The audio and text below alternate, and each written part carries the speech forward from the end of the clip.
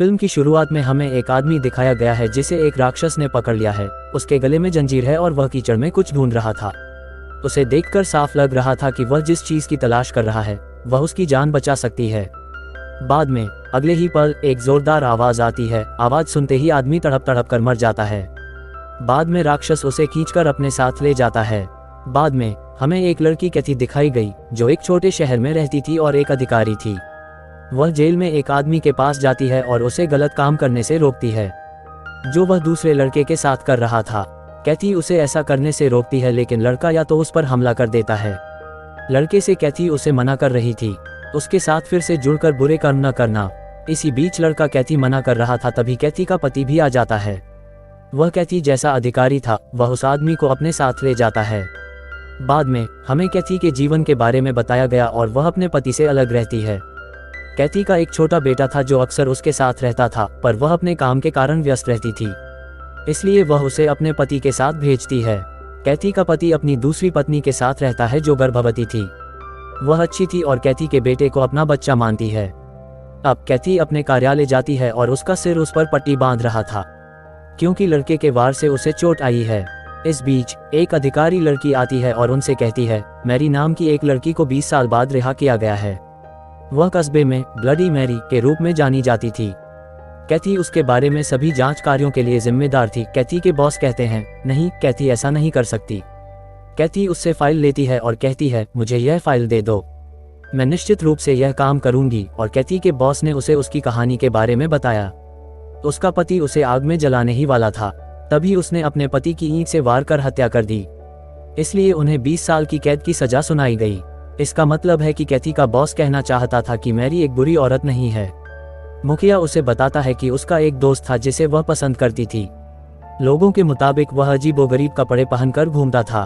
उसके बारे में कोई नहीं जानता और सभी नगरवासी उसे एक चुड़ैल मानते हैं। कस्बे में उसका काफी आतंक है। पूरी कहानी सुनने के बाद कैथी मैरी के घर जाती है। रास्ते में उसकी मुलाकात 2 बच्चों से होती है जो एक चुड़ैल की तलाश कर रहे थे। कैथी पूछती है तुम यहाँ क्या कर रहे हो बच्चों? अपने घरों में जाओ, तुम्हें पता है कि यह एक सुरक्षित क्षेत्र नहीं है। इतना कहने के बाद कैथी चली जाती है। हम देखते हैं कि राक्षस बच्चों पर नजर रखता था। कैथी मैरी के घर आती है और आने के बाद उसके पैरों में कुछ बांधती है और कहता है अब तुम कहीं नहीं जा सकते, मुझे आपकी जांच के लिए यहाँ भेजा गया है। मैरी उसे बताती है कि जब उसे जेल की सजा सुनाई गई थी तब वह गर्भवती थी। फिर जब उसके बच्चे का जन्म हुआ तो उसे दूसरे परिवार को दे दिया गया। मैरी से बात करने के बाद कैथी चली जाती है। वह अपने बेटे को अपने पति के बेटे से लेती है और उसके साथ समय बिताती है। उधर बच्चों कैथी ने देखा अब रात हो चुकी थी। बच्चे अभी भी जंगल में घूम रहे थे। वे मैरी के घर पहुंचे। इसी बीच कोई उन पर नजर रख रहा था और उन्हें पकड़ लेता है। यहाँ कैथी मैरी के मामले के लिए उसके घर पर शोध करती है। उसे पता चलता है कि मरियम पहले शैतान की पूजा करती थी। इसके साथ ही उसे बच्चों की कुर्बानी और एक अजीब आदमी के बारे में पता चलता है। वह मैरी के घर के पास काई में पाया गया था। उनके मामले में भी इन बातों का जिक्र किया गया था। यह उसी अजीब आदमी के बारे में था जिस राक्षस को हमने कहानी की शुरुआत में देखा था। इस बीच कैथी का बेटा उसके पास आता है जिसका स्वास्थ्य अस्थिर था। कैथी सब छोड़कर अपने बेटे के पास जाती है। कैथी के पति का फोन आता है और उन्हें सूचित किया जाता है कि उन्हीं 2 बच्चों की गुमशुदगी है जिन्हें कैथी ने देखा था और कैथी का पति उन बच्चों के बारे में जानने के लिए मैरी के घर जाता है। कस्बे में उसके बारे में फैली अफवाहों के कारण उसे मैरी पर शक था। वह उसके घर की तलाशी लेता है और उसे अजीब चीजें मिलती हैं। इन्हें देखने के बाद ऐसा प्रतीत होता है कि वहां काला जादू किया जाता है। कैथी के पति को कुछ समझ नहीं आता और न ही वह उन बातों के बारे में जानते हैं, न ही उसे मैरी के बारे में कोई सबूत मिलता है, इसलिए वह वहां से चला जाता है।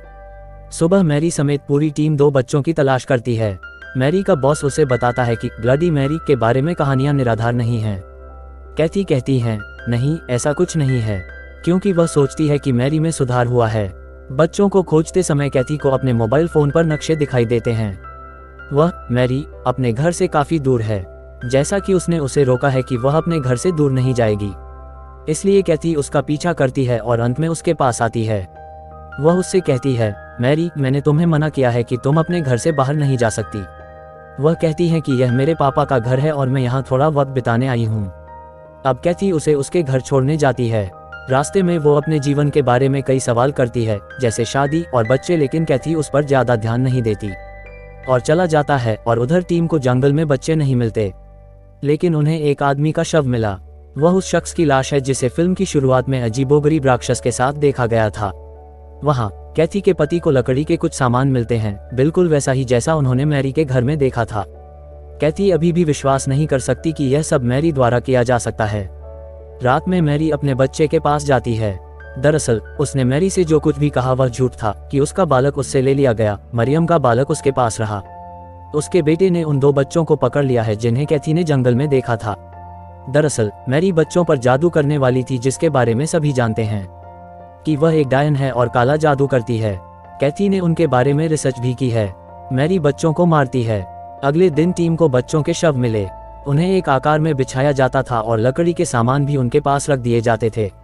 बच्चों की मौत के बाद वे सभी काफी चिंतित हैं। जब कैथी का सिर बच्चों के घर जाता है, उनके माता पिता उस पर काफी नाराज हो जाते हैं और वे मरियम पर हर बात का दोष लगाते हैं।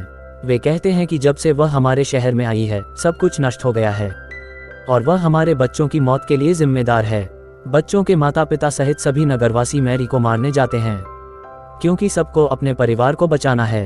अब उन्हें लगता है कि आज जो कुछ इन बच्चों के साथ हुआ है कल उनके बच्चों के साथ हो सकता है।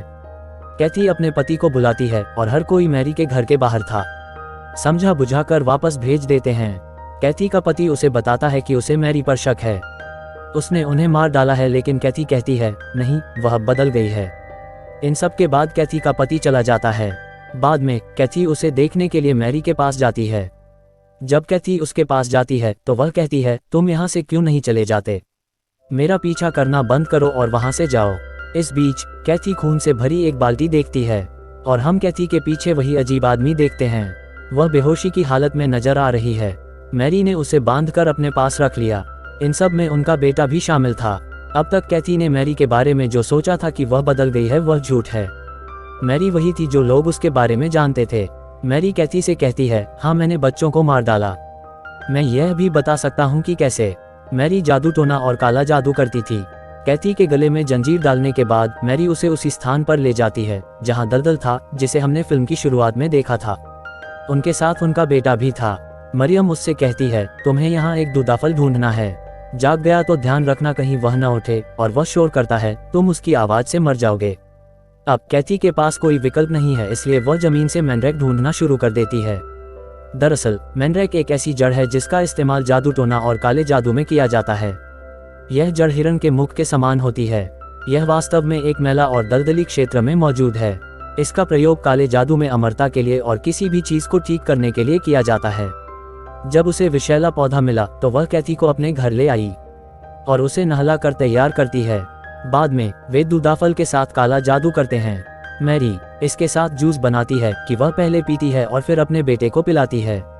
बाद में वह कैथी को जबरन जूस देती है। उसका बेटा पूछता है तुम कैथी को यह रस क्यों पिलाते हो। मैरी शायद उसे अपने बेटे के लिए पकड़ना चाहती है, या मरियम और उसका बेटा अमर होना चाहते थे। वे हमेशा के लिए जीना चाहते हैं। कैथी का एक सपना है जिसमें वह खुद को मैंड्रैक की मां के रूप में देखती है।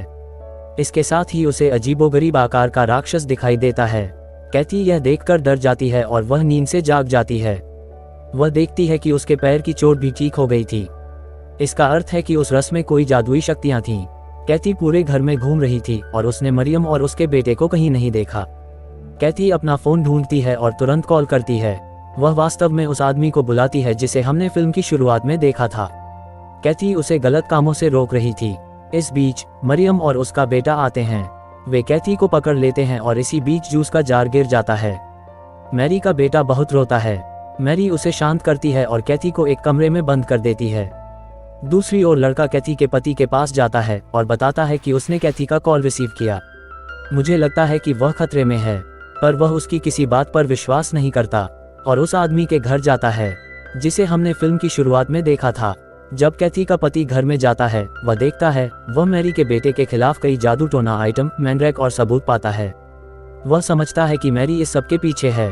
वह इस सब के बारे में अपना सिर बताता है और मैरी के घर की ओर जाता है। इसका मतलब उस शख्स से है जिसे हमने फिल्म की शुरुआत में देखा था, जिसके गले में चेन बंधी थी। कैथी की तरह वह भी विषैला पौधा खोज रहा था। हो सकता है वह समय पर न मिला हो और उसकी ध्वनि के कारण वह मर गया। वहां कैथी ने किसी तरह खुद को छुड़ाया। कैथी का बेटा, जो कैथी के पति की दूसरी पत्नी के साथ था, अचानक गायब हो जाता है। जो अजीब आदमी द्वारा कब्जा कर लिया गया था, क्योंकि दूदाफल के काले जादू से पहले एक बच्चे को मारना जरूरी था। हमें पता चलता है कि मैरी सबसे पहले बच्चे को मारती है और उन्हें बलिदान करती है। फिर वह फिल्म की शुरुआत से किसी भी आदमी जैसे आदमी को ले आती थी। फिर कैथी, जो उसके लिए अदला बदली से मैनड्रैक लाती है। इसी वजह से उन्हें ब्लडी मैरी कहा जाता था। उसने जो जूस बनाया उसमें मृत बच्चों के खून और मैनड्रैक का इस्तेमाल किया। इन सब के बाद कैथी का पति मैरी के घर आता है। वह मैरी के बारे में पूछता है। पीछे से आते ही अचानक उसका सिर उसे मार देता है। बाद में मैरी और उसने दोनों ने मिलकर कैथी के पति को मार डाला। हमें पता चलता है कि कैथी और उसके पति का बॉस एक साथ शामिल हैं। इस मुखिया ने कैथी को मैरी के बारे में गलत कहानियां सुनाई हैं। शायद लड़के ने उसके बारे में बताया कि वह मैरी को पसंद करता है। क्या वह खुद है? कैथी ने सब कुछ सीख लिया है, लेकिन वह अभी कुछ नहीं कर सकती। वह जंगल की ओर भागती है और वहां एक अजीब राक्षस देखती है जो अपने बेटे को अपने साथ ले जा रही थी। वह उस पर पीछे से हमला करती है और वह उस राक्षस को खूब पीटती है। वह गिर जाता है और हमें पता चलता है कि वह कोई राक्षस नहीं बल्कि मरियम का बेटा है, जिसने राक्षस का वेश धारण किया है। फिल्म की शुरुआत में हमने जो राक्षस देखा वह राक्षस नहीं बल्कि मैरी का बेटा था। उसकी पिटाई करने के बाद कैथी अपने बेटे को बचाती है। दूसरी तरफ कैथी के पति का बॉस मैरी के साथ था। 20 साल पहले वह वही लड़का था, क्योंकि मैरी ने उसके पति को मार डाला था। वह सिर को मारती है और कहती है, अब तुम मेरे लिए कमजोर और बेकार हो गए हो। 20 साल पहले ये मुखिया हैवान का सूट पहनकर करता था बच्चों का अपहरण। सभी नगरवासी जान गए कि मैरी और उसका बेटा हर चीज के पीछे हैं। उन्होंने मैरी के बेटे को घायल अवस्था में पाया। वे उसे लटका देते हैं और उसे मार डालते हैं। तब वे मरियम को खोजने जाते हैं और वहां जाकर उन्हें मरियम की लाश दिखाई देती है। उन्हें पता चलता है कि मैरी भाग गई है और कैथी ने अपने बेटे को बचा लिया है। दूसरी तरफ यह दिखाया गया है कि कैथी अपने बेटे के साथ घर में है। वह वहां दूदाफल देखती है और उसे देखकर काफी चिंतित हो जाती है। बाद में कोई दरवाजे पर दस्तक देना शुरू करता है और जब वह दरवाजा खोलती है, यह वही लड़का था जिसे कैथी ने गलत काम करने से रोका था। वह उसकी चिंता में यहाँ आया था और शायद उसे पसंद करने लगा है। फिल्म के अंत में दिखाया गया है कि कैथी अपने पति की दूसरी पत्नी से मिलती है, जिसका एक बेटा है, और दूसरी तरफ मरियम, जो अब बहुत दूर जा चुकी है। वह कहाँ गई किसी को नहीं पता। मैरी के जाने के बाद कस्बे में बच्चों की गुमशुदगी, उनकी हत्या, सब कुछ हल हो गया था। कैथी अपने पति के बेटे के साथ थी और मरियम, जो बहुत दूर चली गई थी। एक बड़ा काला जादू चल रहा था और कैथी को भी यह महसूस होता है। उस दूदाफल के रस की वजह से कैथी के अंदर भी कुछ शक्तियां हैं कि वह अपनी शक्तियों को महसूस करने में सक्षम थी। अब क्या कैथी वह बड़ा काला जादू करेगी जिसका सामना कैथी को करना है? फिल्म इसी के साथ समाप्त होती है।